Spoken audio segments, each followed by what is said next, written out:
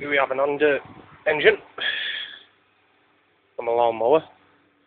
I've just made a temporary bed for it, but all the problem is, notice, crank snapped on it. So I'm just wondering about grinding or welding a nut onto end of it or something. Nuts, bolts. It's not bad. It's missing pull start, but I'm gonna drill a hole, notch it, put some string around it, pull it, see if it runs, and tools. It's an old Makita drill. There you go.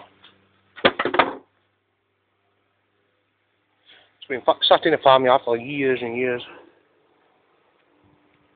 So hopefully it's a good one, good under. It's got a 135cc, if you can't see that. 135 says under on it. For engine brake, I've just put a piece of wire just to stop it breaking there.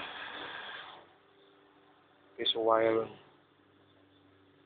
a quick release. If it needs to be stopped, I'll just pull that and it'll disconnect. From it, revs are all manual, choke revs.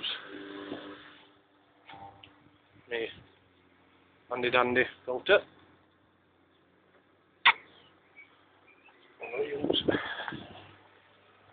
Hello. Oh, he's here. YouTube game. Just YouTube in it. Oh, here. Wait for it.